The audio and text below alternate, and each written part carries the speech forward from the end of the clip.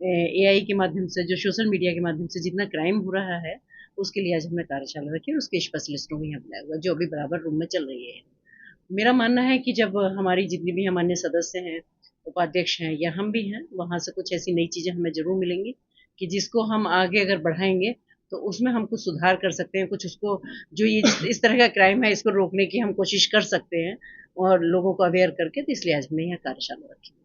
Ma'am लगातार जो महिला सुरक्षा को लेकर बात कही जाती है और आपने एक आदेश जारी किया था कि हर एक ऑटो में अब ऑटो ड्राइवर को जो है अपना मोबाइल नंबर, आधार कार्ड, पहचान वहाँ पे लगानी होगी, लेकिन अभी पूरा हुआ नहीं है। उसको उस पे क्या कहेंगे आप? जी, बिल्कुल, हमने सभी जिलाधिकारियों से रिपोर्ट ली है, क्योंकि इसके लिए मैं आपको बताऊँगी और मुझे बहुत अच्छा भी लगा कि माननीय मुख्यमंत्री जी ने इसको एडॉप्ट किया और फिर परिवहन मंत्रालय से इसके भी निर्देश वहाँ से भी उसके निर्देश जारी हो गए हैं, माननीय मंत्री जी के द्वारा। और तो क्योंकि अभी हमारे पास रिपोर्ट कम से कम हमारे 20-25 जिले से हमारी रिपोर्ट आ गई है, जहाँ परफेक्टली ये काम शुरू हो गया है। कुछ जगह ऐसे हैं कि जहाँ काम चल रहा है और अभी पूरी तरह नहीं कह सकते कि पूरी तरह हो गया है। तो निश्चित रूप से मुझे लगता है कि हफ्ते 10 दिन में आप शायद सभी ऑटो या सभी जितने भी टैक्सी हैं, ये सब हैं, सब में आप देखेंगे कि सबके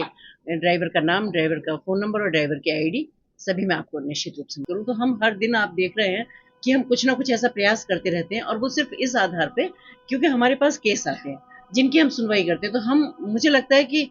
हमसे ज़्यादा अच्छा कोई नहीं बता सकता आपको कि महिलाओं के लिए क्या-क्या प्रॉब्लम है और महिलाओं को केस किस तरह के आ रहे हैं या हम उनमें किस तरह से सुधार कर सकते हैं। तो निश्चित रूप से हम इस तरह की मांग मतलब हम आदेश करते रहते हैं, निर्देश देते रहते हैं कि भई ये होना चाहिए, ये होना चाहिए। और मुझे ये बताते हुए खुशी होती है कि जो बात हमारे यहाँ से जाती है उसको हमारे सरकार में रखा जाता है और हमारे माननीय मुख्यमंत्री जी भी उसको स्वीकृति देते हैं। क्योंकि मुझे पता है कि अगर ये सारी चीज़ें होती हैं, ये बेसिक चीज़ें हैं कि अगर क्राइम कंट्रोल की बात आएगी, तो मुझे लगता है कि यहाँ से शुरुआत होती है।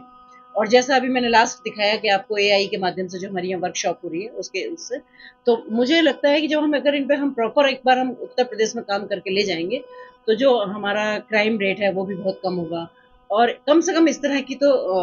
क्रिमिनल जो क्राइम होता है, जो क्रिमिनल मानसिकता के लोग हैं, जो इस प्रोफेशन में आए हुए हैं, तो शायद वहाँ कहीं ना कहीं लगाम लगे। संवेदनशील जो ये घटनाएं होती हैं, उनमें इतना तुरंत कार्रवाई होना एक बहुत बड़ी बात है कि 24 घंटे भी नहीं हुए थे तो लड़के को एनकाउंटर किया, उन्होंने अरेस्ट किया, उसके माँ-बाप को उन्होंने अरेस्ट किया। जो भी सुनवाई हो, जो भी तथ्य निकलेगा वो एक अलग बात है, लेकिन तुरंत जितनी जल्दी कार्रवाई हुई है इसके लिए मैं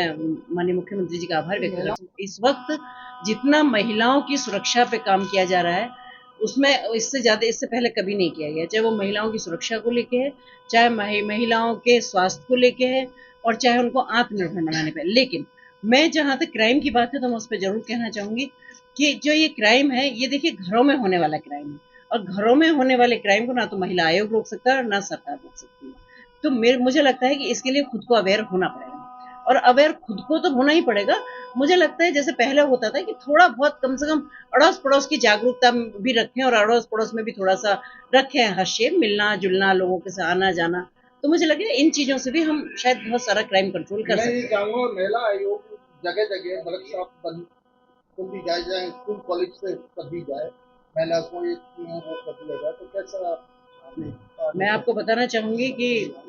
मैं फिर यही कहूँगी कि महिला आयोग निरंतर इतने अच्छे काम कर ही रहा है कि महिला आयोग अब जिलों से उतरकर तहसील लेवल पर जनसुनवाई करता है और तहसील लेवल पर जनसुनवाई करने का मतलब है कि वो वहाँ वर्कशॉप लगाते हैं। वर्कशॉप में हम इसमें जो थोड़ा-सा इनको अवेयरनेस की वर्कशॉप भी है हमारे यहाँ और सबसे बड़ी बात ये है कि जो हमारी योजनाएँ हैं, जो सरकार की योजनाएँ, उनके लिए भी हम वहाँ सारे अधिकारियों को बुला के स्टॉल लगवाते हैं। जिससे जहाँ भी कहते हैं ना अंत्योदय वाली बात अगर ये संगठन करता है, सरकार करती है, तो मुझे लगता है कि हमारा भी एक